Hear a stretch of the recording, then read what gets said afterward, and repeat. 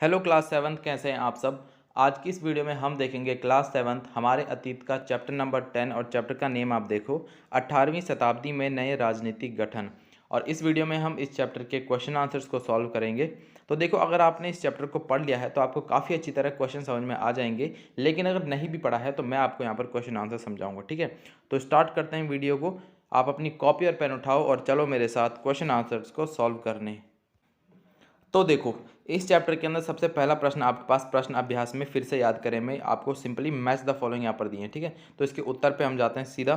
तो पहला है आपका यहाँ पर सूबेदार, तो इसको आप मैच करोगे प्रांतीय से। ठीक है, फिर है यहाँ पर फौजदार, एक मुगल सैन्य कमांडर। फिर है यहाँ पर आपका इजारादार, ठीक है, तो एक राजस्व कृषक और मिस्ल यानी कि सिख योद्धाओं का समूह।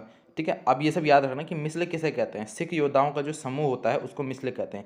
चौथ यानी कि आप देखा मराठों द्वारा लगाया गया कर होता था। ठीक है, कुनबी क्या था, एक मराठा कृषक योद्धा था। और उमरा क्या था, उच्च अभिजात था। ठीक है, उसके बाद देखो आपके पास यहाँ पर फिल इन द ब्लैंक से रिक्त स्थानों की पूर्ति करें। ठीक है, तो कौ में आपके पास औरंगजेब ने डैश में एक लंबी लड़ाई लड़ी थी। किसमें, तो आप लिखोगे यहाँ पर दक्कन में। ठीक है, दक्कन में औरंगजेब ने एक लंबी लड़ाई लड़ी थी। अब देखो, इसमें काफ़ी सारा आपके लिए याद करने के लिए। ठीक है, आराम चैप्टर पढ़ लिया है तो आपको अच्छी तरह से ये समझ में आ रहे होंगे। ठीक है, यानी कि आपके एक तरह से ये मेमोराइज कर रहे हैं। लेकिन अगर आप नहीं पढ़ा तो फिर तो ये आपको याद करने पड़ेंगे। ठीक है, उसके लिए आपको पहले पूरी स्टोरी समझनी पड़ेगी।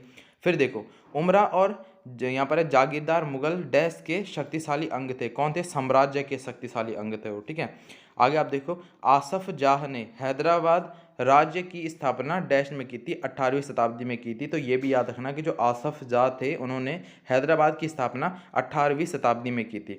फिर यहाँ पर आप देखो, अवध राज्य का संस्थापक कौन था, तो यहाँ पर आप लिखोगे सआदत खान था। ठीक है, सआदत खान ने अवध राज्य का स्थापना की थी। ठीक है, उसके बाद देखो, बताएं सही या गलत, यानी कि ट्रू फॉल्स आपको दिए हैं। तो यहाँ पर आप देखो, नादिर शाह ने बंगाल पर आक्रमण किया, तो ये आपका होगा गलत। उसके बाद आप देखो, सवाई राजा जय सिंह इंदौर का शासक था, ये भी आपका गलत है। फिर देखो, गुरु गोविंद सिंह सिखों के 10वें गुरु थे, जो कि बात आपको पता है यहाँ पर सही है। ठीक है, फिर देखो, पूर्णवें 18वीं शताब्दी में मराठों की राजधानी बना, जो कि आप लिखोगे सही है। उसके बाद देखो, चौथा प्रश्न आपके पास, सआदत खां ने के पास कौन कौन से पद थे। तो देखो, सादत खां के पास निम्नलिखित पद थे, जैसे कि सूबेदार, फौजदारी और दीवानी। ये सब उसके ये तीन पद थे। ठीक है, सादत खां के पास। फिर देखो, आइए विचार करें में प्रश्न 5 है आपके पास, अवध और बंगाल के नवाबों ने जागीरदारी प्रथा को हटाने की कोशिश क्यों की। जो अवध और बंगाल के नवाब थे उन्होंने जो जागीरदारी प्रथा थी उसको हटाना क्यों चाहा उन्होंने। ठीक है, तो देखो, अवध और बंगाल के जो नवाब थे उन्होंने जागीरदारी प्रथा को निम्न कारण से हटाने की कोशिश की। वो कारण क्या थे, अब देखो, दोनों नवाब मुगल शासन के प्रभाव को कम करना चाहते थे। जो मुगल शासन था, ठीक है, उस टाइम पे वो उसके प्रभाव को कम करना चाहते थे। ठीक है, फिर राजस्व के पुनर्निर्धारण के लिए वो ऐसा करना चाहते थे।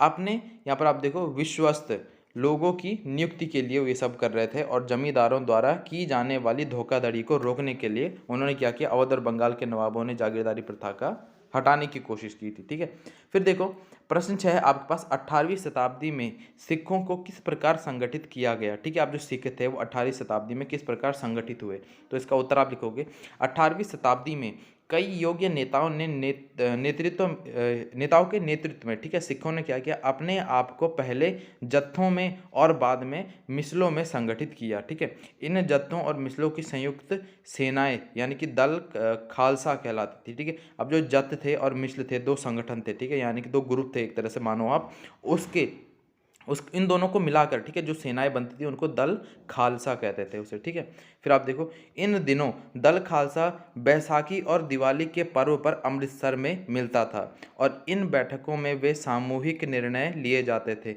जिन्हें यहाँ पर आप देखो गुरुमत्ता यानी कि गुरु के प्रस्ताव कहा जाता था। ठीक है, सिखों ने क्या किया, राखी अवस्था स्थापित की। और फिर देखो, जिसके अंतर्गत किसानों ने उनकी उपज का 20% कर के रूप में लेकर बदले में उन्हें संरक्षण प्रदान किया था।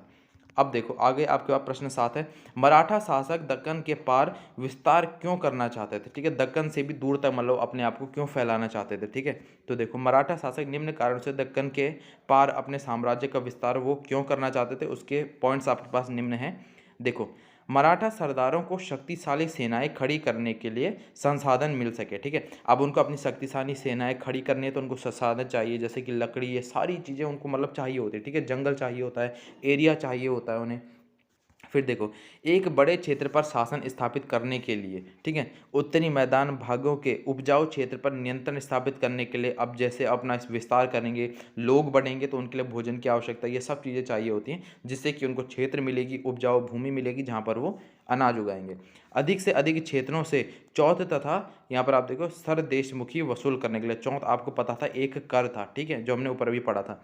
फिर आप देखो प्रश्न 8 आपके पास, आसफ जाह ने अपनी स्थिति को मजबूत बनाने के लिए क्या क्या नीतियां अपनाई थी। तो देखो, आसफ जाह द्वारा अपनी स्थिति को मजबूत बनाने के लिए अपनाई गई नीतियां निम्नलिखित है करके आप लिखेंगे। पहला पॉइंट आप इसमें लिखेंगे, आसफ जाह अपने लिए कुशल सैनिकों तथा प्रशासकों को उत्तरी भारत से लाया था। दूसरा पॉइंट आप लिखोगे, उसने क्या किया था, मनसबदार नियुक्त किए और इन्हें जागीरें प्रदान की। ठीक है, फिर देखो, हैदराबाद राज्य पश्चिम की ओर मराठों के विरुद्ध और पठारी क्षेत्र के स्वतंत्र तेलुगु सेना नायकों के साथ युद्ध करने के लिए भी कूटनीति का सहारा लिया था उन्होंने। अब देखो प्रश्न 9 है आपके पास, क्या आपके विचार से आज महाजन और बैंकर उसी तरह का प्रभाव रखते हैं जैसे कि वे 18वीं शताब्दी में रखा करते थे। तो आप इसका उत्तर लिखोगे, हमारे विचार से आम महाजन और बैंकर जो होते हैं उस तरह का प्रभाव नहीं रखते, क्योंकि 18वीं सदी में महाजन और बैंकर निम्न तरीके से राज्य को प्रभावित करते थे। अब वो क्या तरीके थे, देखो, राज्य ऋण प्राप्त करने के लिए स्थानीय सेठ, साहूकारों और महाजनों पर निर्भर रहता था।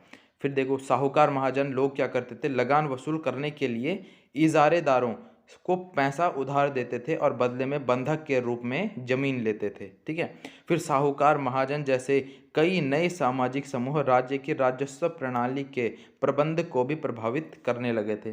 तो क्लास 7 यहाँ पर आपके इस चैप्टर के सारे क्वेश्चन आंसर्स कंप्लीट हो जाते हैं। एंड आप क्लास 7 अदर सब्जेक्ट के क्वेश्चन आंसर वीडियोस भी मॉडल मास्टर जी के चैनल पर देख सकते हैं। मैंने सभी पे वीडियो बना रखी है।